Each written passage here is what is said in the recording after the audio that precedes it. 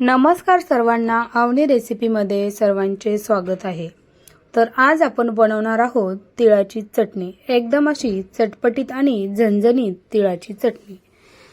तर त्यासाठी आपण घेणार आहोत हे तीळ। 1 ते 1.5 वाटी आपण हे तीळ घेतलेले आहेत। स्वच्छ असे करून आपण ह्यातले माती वगैरे काही असेल तर हे स्वच्छ करून घ्यायचे आहेत, आपल्याला काढून घ्यायचे आहे।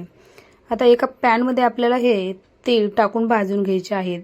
ही चटणी मी गावाकडच्या पद्धतीने बनवणार आहे। आता याला एकसारखं आपल्याला मीडियम गॅसवर हलवत राहायचं आहे। ही तीळ भाजायला आपल्याला 3 ते 4 मिनिटभर आपल्याला लागतात।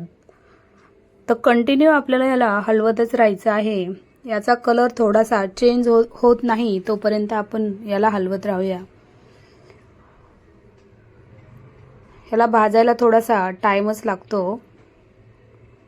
मीडियम गॅसवर भाजतो त्याच्यामुळे टाइम लागतो। फास्ट गॅस केला तर आपले हे तीळ जास्त करपतील, त्याच्यामुळे आपल्याला स्लो गॅसवरच हे तीळ भाजून घ्यायचे आहेत।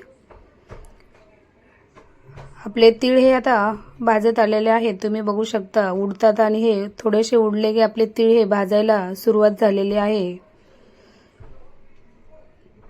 आता याचा कलरही थोडासा चेंज होत आहे, तुम्ही बघू शकता आपले तीळ हे भाजलेले आहेत।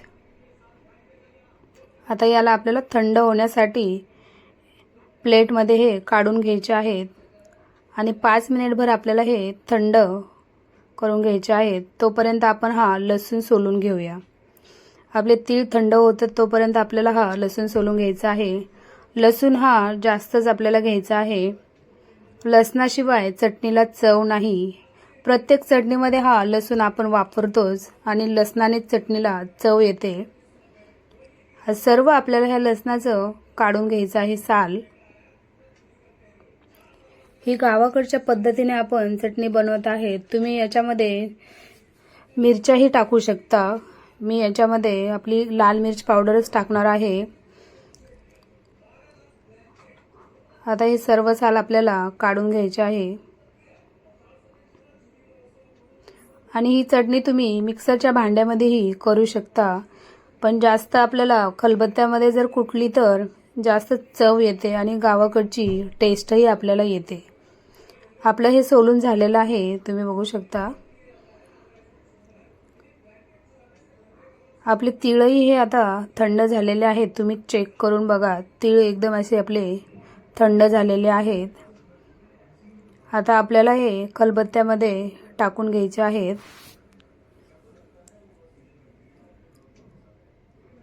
आता हे तीळ आपण यामध्ये टाकून घेऊया खलबत्त्यामध्ये।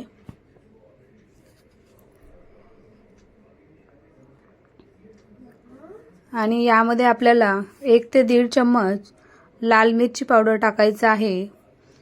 तुम्हाला मिरचीची बनवायची असेल तर तिळासोबतच मिरची भाजून घ्या आणि नंतर कुटायला घ्या। चवीनुसार आपल्याला मीठ टाकायचं आहे आणि आता याला आपल्याला थोडंसं असं व्यवस्थित हलवून घ्यायचं आहे, एकजीव करून घ्यायचं आहे चटणी आणि तिळाला। असं सर्व आपल्याला मिक्स करायचं आहे। या पद्धतीने आपलं मिक्स करून झालेलं आहे। आता आपण याला कुटून घेऊया। कुटायला पण थोडासा म्हणजे 3-4 मिनिट आपल्याला लागतातच। हे कुटून घेत आहोत। असं अर्धवट कुटल्याच्या नंतर आपल्याला यामध्ये लसूण टाकून घ्यायचा आहे। या पद्धतीने आपल्याला कुटून घ्यायचं आहे। आता याला थोडंसं आपण हे मिक्स करून घेऊया, म्हणजे पूर्णपणे आपली चटणी ही एकसारखी कुटली जाईल। मध्ये मध्ये तुम्ही याला 1-2 वेळा असं मिक्स करून घ्या। आता आपण हे लसूण टाकणार आहोत यामध्ये। लसूण हा लास्ट टाकायचा, म्हणजे चटणी एकदम मस्त होते। पहिल्यांदा टाकला तर तुमचे तीळ हे पटकन कुटत नाहीत। लास्टला टाकलं तर तुमचे अर्धे तीळ हे कुटलेले असतात, त्याच्यानंतर लसणाबरोबर आपले अर्धे तीळ कुटले जातात। आता आपलं हे कुटून घेत आहोत आपण।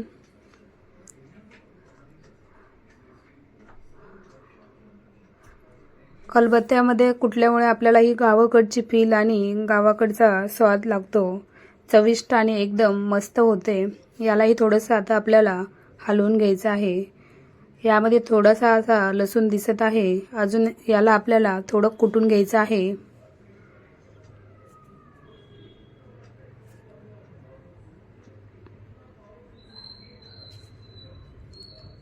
आपलं आता हे कुटून झालेलं आहे.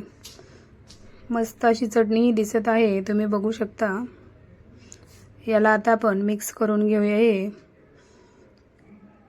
पूर्णपणे हे मिक्स करूया. आपल्याला ही चटणी अशी जाडसरच थोडी ठेवायची आहे. चवीला मस्त आणि छान लागते. दाताखाली हे थोडे तीळ येतात. तुम्ही बघू शकता मस्त झालेले आहे. आता याला आपण एका प्लेटमध्ये काढून घेऊया.